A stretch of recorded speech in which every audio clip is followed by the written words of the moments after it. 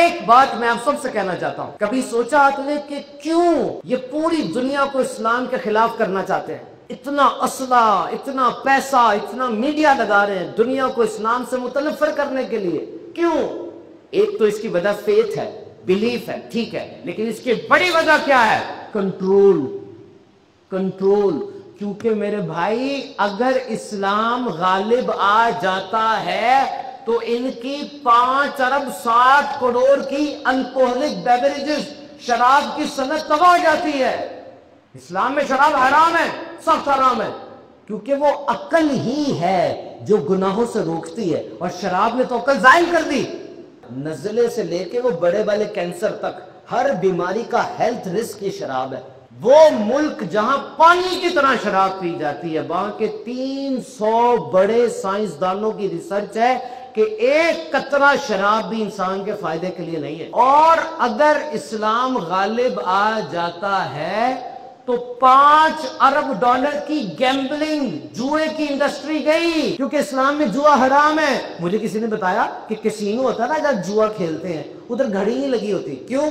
وقت کا پتہ نہ چلے، اور جب تک تو خود، تیرا گھر اور تیرا کاروبار برباد نہ ہو جائے لگا رہے۔ جو جواری ہوتا ہے نا، اس کو دنیا دی کسی چیز میں مزہ آتا ہی نہیں ہے، نہ بیوی کے ساتھ، نہ بچوں کے ساتھ، نہ قدرتی مناظر میں، بس وہ جو بغیر محنت کے حرام مل رہا ہے اسی کے مزے میں لگ جاتا ہے، وہ برباد ہو جاتا ہے۔ اور اگر اسلام غالب آ جاتا ہے تو یہ پوری انڈسٹری، یہ گندی فلمیں، گندے میگزین، یہ $1 ملین کی انڈسٹری، یہ تباہ ہو جائے گی، ختم ہو جائے گی، کیونکہ اسلام اس کی اجازت نہیں دیتا۔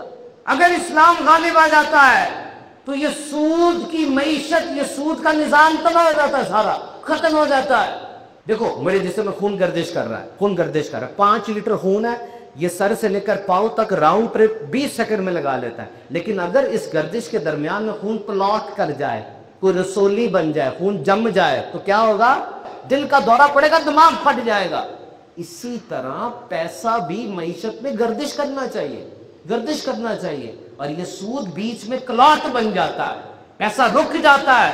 اسلام اپنے ماننے والوں کو ایک مقصد دیتا ہے، اور جو چیز اس مقصد کی راہ میں رکاوٹ بنتی ہے، ڈسٹریکشن بنتی ہے، مسلمان اس کو ہٹا دیتا ہے، کیونکہ نبی پاک نے فرمایا اسلام کی خوبی یہ ہے کہ بندہ بیکار لایانی باتوں کو چھوڑ دیتا ہے۔ تو یہ موبائل فون پہ ایپ، یہ گیم، یہ فلٹر لگا کے تصویریں، یہ کمنٹ، لائک اور شیئر، او بھائی اسلام آ جاتا ہے تو ان کے سارے سسٹم کا کریش ہو جاتا ہے۔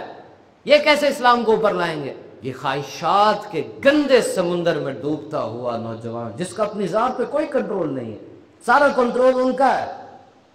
یاد رکھنا، باعمل مسلمان کبھی بھی خواہشات سے بہکایا نہیں جا سکتا، وہ ہر کام میں دیکھتا اللہ کا حکم کیا ہے۔ اور آج پوری دنیا میں کرپشن کے خلاف، برائی کے خلاف اور لا لیسنس یعنی لا قانونیت کے خلاف یہ جو چکر چل پڑا ہے دنیا کے اندر، کہ جس کے پاس طاقت ہوگی وہ جو مرضی کرے، اور جو کمزور ہے سارے مل کر اس کو مارے۔